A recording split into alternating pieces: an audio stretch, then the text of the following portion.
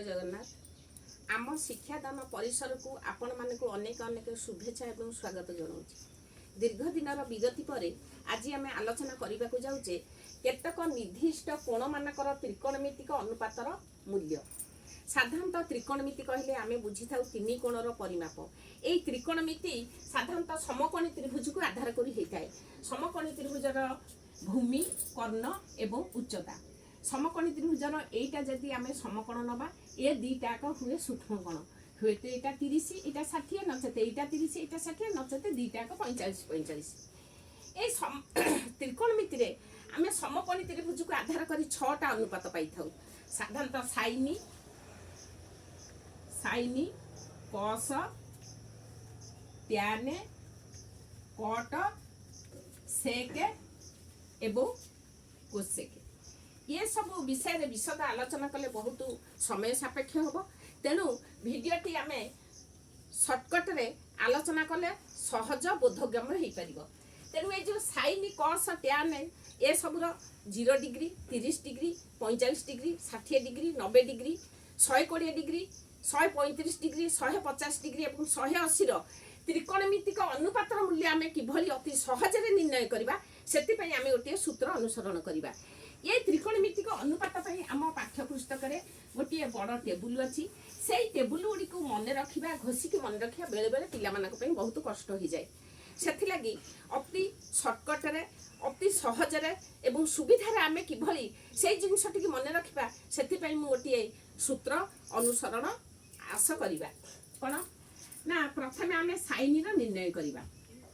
Sign 0 degree sine 30 degree sine 45 degree sine 60 degree एवं sine 90 degree. यही 0 तले मु 0 लिखी 30 तले 1 45 तले 2 एवं एटा हला 3 एटा हला 4 प्रत्येक मु पुणी 4 रे विभक्त करी 4 रे विभक्त कले एटा हि जीवो 0 एटा सेई 1/4 एटा कटिकी 1/2 एटा से 3/4 एवं एटा हि जीवो 1 विभक्त कर साला परे प्रत्येक मु रूट ओवर नेबी। रूट ओवर नेले मु एटा पाइबी 0 एटा 1 हत 2 एटा 1 हत √2 एटा √3/2 एटा हि जीवो 1।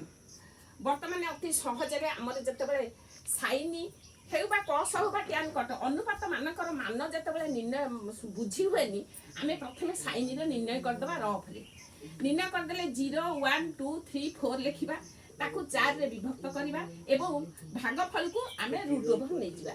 रूट ओवर नै गले आमे अति सहजरे पाई जिबा। अति सहजरे मन रखिया पड़िबनी। जतबेले आमे साइन रो 90 पर्यंत जानिले तापरे कस रो किभली निर्णय करिबा।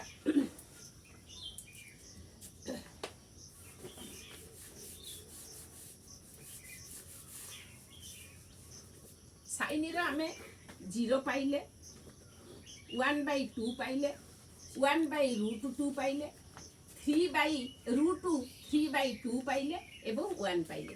कस जो निर्णय करवा आउ अति सुविधार सहजरे आम निर्णय करदे।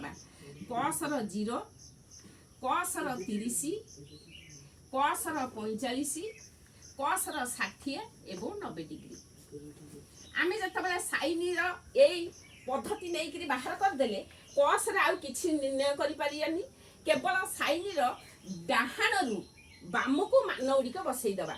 डाहाण 90 डिग्री मानटा को 1 तले एवं 60 30 तले 45 से 45 तले रहिबो एवं 30 60 तले रहिबो एवं 0 90 तले रहिबो। साइन जोटा बाम रु डाहाण को कसर से डाहाण रु बाम को मान लिखिदेले आम उभय साइन कसर 30 डिग्री पर्यंत त्रिकोणमितिक अनुपातर मूल्य पाईगले। पुनराय आगामी अध्याय आम साइन 120 135 150 और 180 मान निर्णय करवा। तापर आम निर्णय करवा कसर साइन कस जानीदेले आम कट ट्यान सेक कोसेक समस्त मान किभली अति सहजरे निर्णय करवा आगामी अध्याय सूचना दिया। आज शिक्षादान को मुझे सांग करुच्ची। जय जगन्नाथ।